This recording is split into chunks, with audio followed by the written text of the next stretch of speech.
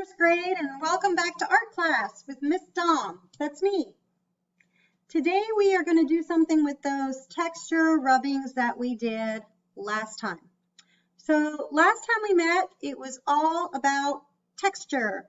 And today we're going to be doing some cutting and some gluing and some thinking and some creating and make something with all those texture rubbings that you did.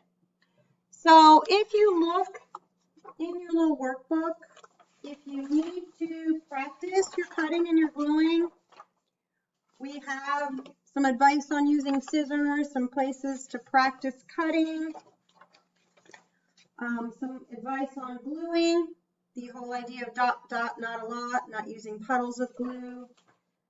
So if you need to review cutting and gluing, feel free to do some of the activities around cutting and gluing in your workbook.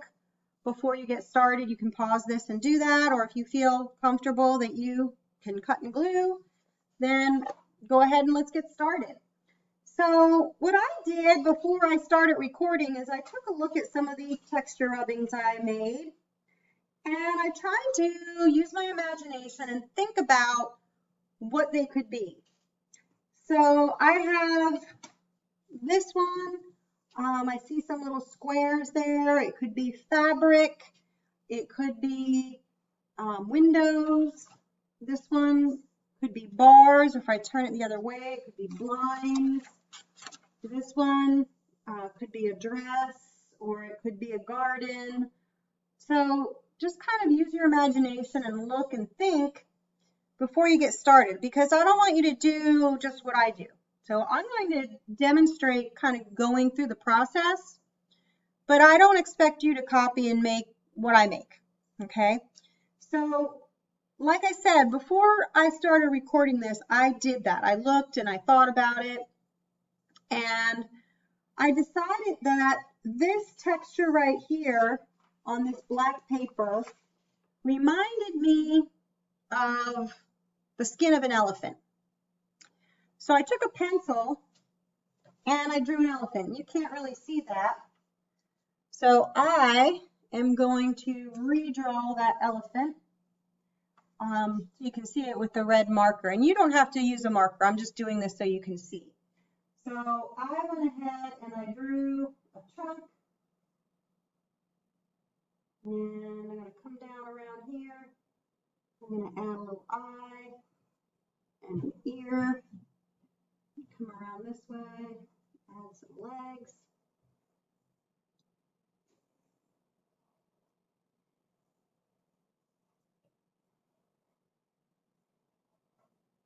All right, so there's my elephant.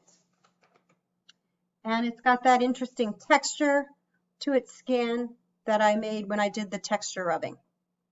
So now I'm going to take my scissors and carefully cut out that elephant.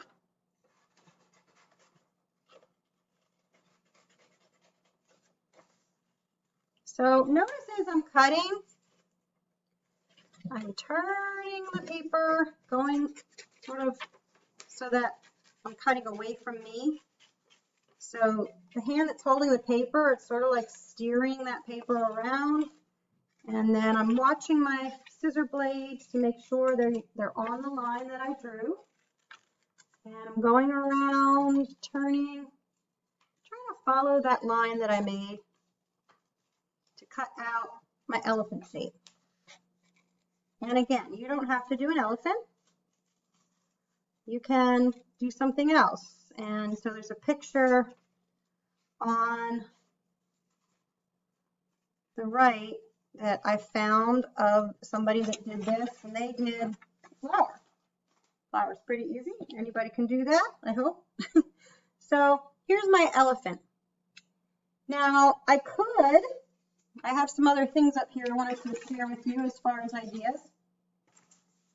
So I could turn this paper this way, and maybe the elephant is standing in green grass, and I could use that red as sort of a curtain or something. It doesn't really make a whole lot of sense that there's red there. I could grab some other things here. I could grab a picture from a magazine. This is just something I had sitting around. I tore out this photo. And I could put my elephant on the beach. Kind of a silly place for an elephant to be. Another thing that I have here is some wrapping paper. I bought my son a gift, and I thought maybe it'd be interesting. After he unwrapped it, he didn't crumble it up and throw it away. He just folded it up. And so I'm going to recycle that wrapping paper, cut out a little piece. Okay, and my elephant is going to go on the wrapping paper. I think it looks pretty snazzy like that. And to make my elephant even more snazzy, I'm going to use some of these other textures and give it a blanket. So I need to take a look at the elephant and sort of figure out what sort of shape I might need. I'm just going to trace the elephant back there so I know how big it is. All right, so I don't know if you probably can't see that very well, but I'm going to cut that shape from some of this other paper. All right, and it should fit on the elephant's back. So here's the elephant. There's one shape I could use. And there's the other shape I can use. And I'm going to use both. I'm going to cut out just a part of this one. So I'm just going to cut out this middle and stack them up like that. So I'm going to take my glue bottle and open it up, and I just need a couple of drops of glue. I don't know if you can see that. There you go. Just a few little drops. I didn't have to put it everywhere. And I get that lined up. That looks about right. And another drop of glue.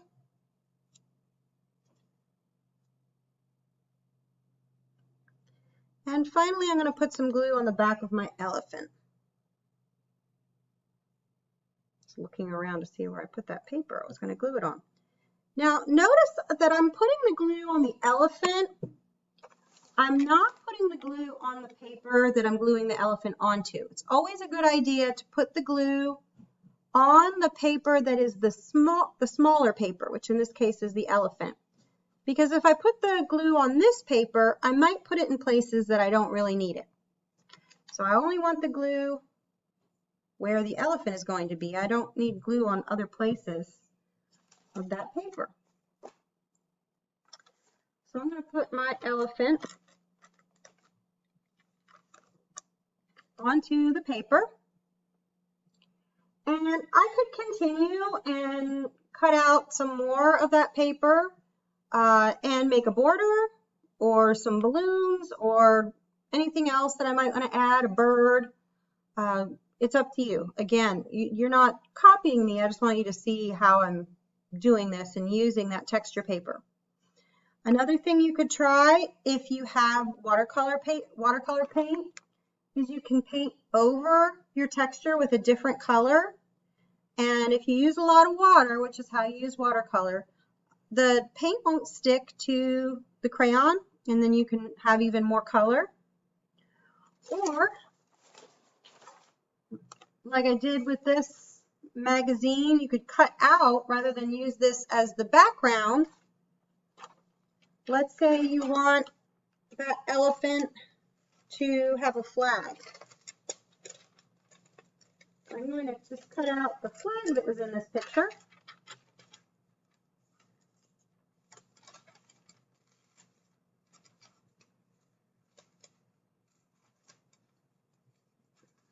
All right, here's the flag. And I could put a few drops of glue on that flag. And I can put that flag in my elephant's trunk. And now my elephant is waving a flag. Kind of fun. So use your imagination. Think about what kinds of things those texture rubbings remind you of and what you can make. You can make an animal, you can make a flower, you can make a house, you could make an outfit for a person. It's totally up to you how you want to do it. Could be a vehicle, could be a planet. It's all up to you. So enjoy, have fun, take some time to think and create. Remember not to use too much glue. Draw your shapes first so you can get them the way you want them to be before you cut them out, and just have fun. So enjoy creating, and what you will be creating is something that's called a collage.